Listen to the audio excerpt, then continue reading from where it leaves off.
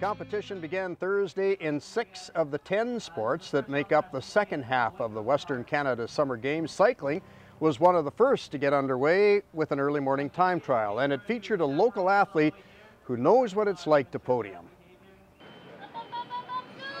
Cycling in the Western Canada Summer Games is 3 events in one: a time trial, a road race, and a cross country. First to go, the time trial. Tori Spence from Kamloops is known for being fast, but usually it's on skates.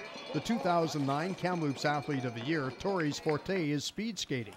She's a 2-time BC Junior long track champion, a North American Junior silver medalist, and at last February's Canada Winter Games, Tori won 4 medals, including 2 golds. I'm just honored to represent BC in both the Winter Canada Games and the Western Canada Games, and Halifax was special just because I got to be on the podium with my sister, and she's out here cheering me on today, so it's really special. The time trial involved teams from the 4 western provinces in the Yukon with a maximum of 5 per team, going out in stages of 5 with a 1-minute interval between each rider. It was a 14-kilometer loop on Dallas Drive, 7 kilometers out on a series of flat, straight stretches, and at the midway point, a 180-degree turn and 7 kilometers back, with one significant uphill grade where stronger pedalers could make up ground in time. The time trial is not rider against rider, but each individual rider against the clock. I think my strong point is the hills, so that's kind of that was my goal, to just really kick it up the hills and try to just crest it really hard, and then just keep getting my cadence, find my rhythm, and I felt really good, so I'm really happy with how the race went. Tori is from a close and an athletic family. Her mother is a former national team speed skater. Her father, Owen, was a Canadian junior cross-country champion who passed away suddenly in 2008. It's a really big inspiration. He actually went to the Western Canada Games for cycling in, I think it was '87.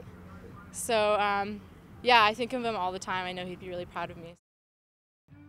And Tori had the fastest time trial of the 5 Team BC cyclists, behind only a pair of riders from Alberta and another from Manitoba. Tori's time, 20 minutes, 4.4 seconds for the 14-kilometer time trial. Team points are also awarded on the basis of the place of finish of each member of the team. So after the time trial, Manitoba leads at 63, followed by Alberta with 58. Team BC is third with 53, and Saskatchewan has 24. Well, our field trip today took us literally to the field, to Hillside Stadium, where teams are getting ready for the field hockey tournament. If it's field hockey, Jenny John's going to be close by. The BC Sports Hall of Famer is the face of field hockey in BC and is the sport chair for the Western Canada Summer Games. It's straight round robin, so they each play each other, and then tomorrow when it starts, BC is the #1 seed, Saskatchewan #4, so 1 and 4, and then they play, so they'll play 4 games tomorrow. There's 2 on Saturday, and then at the end of that, it will be just the top 2 and the next 2. Today, Jenny was overseeing the practice of Team Saskatchewan. The best player on this team is probably its coach, a 2-time Olympic player with India, and the former coach of his country's national team. So how in the world did he end up in Regina?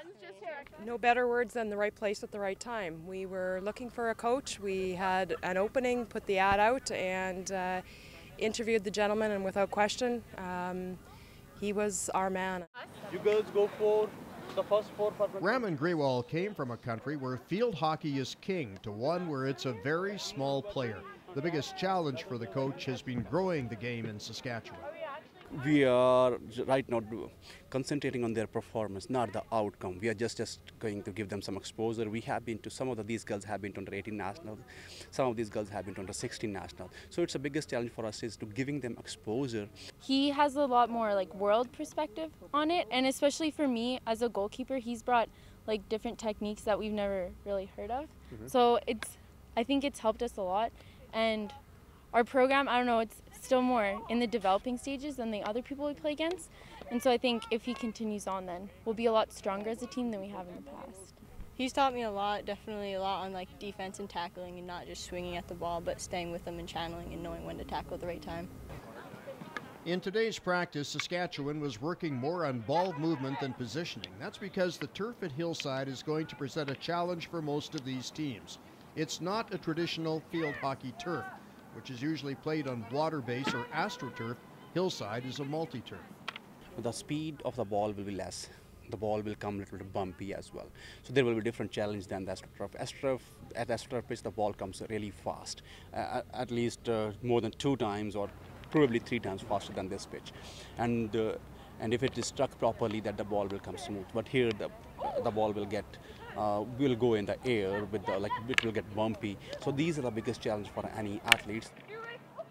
Now, there are a few things we found out today that are very different about field hockey than from ice hockey. Of course, most noteworthy is the fact you're playing it on grass or turf and not ice, and you don't wear skates, and there are 11 players aside, much like in soccer. And the one significant difference is the stick and how to use it.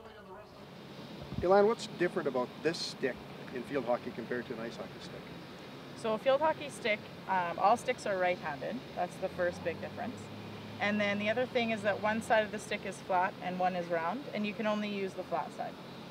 So okay, those are big differences. But I'm a left-handed shot, so what do I do? Okay, so you have to shoot right-handed. So you have to shoot like this. This is awkward. Well, it is awkward, but you get used to it. Everybody has to shoot like this. Yeah. Well, if I want a stick handle, how do I handle the ball now? Because I can't use this side. You can't. The stick handle. What do I do? So first you'd spread your hands apart. Like this? Like that, yeah. Yeah. And then you have to turn your stick over, so you would tap the ball the other way. Okay. So over top the ball. Over top the ball? Yeah. Like over this? top the ball like that. Yeah, you bet. This is stick handling. That is stick handling. We call it dribbling in field hockey. Well, couldn't I just shoot like this all the time? Well, you could, but you'd be at a disadvantage because that's not really the way they're made. Okay. And so a lot of our hits and our techniques are based on the right-handed way. So it's always like this? Yep.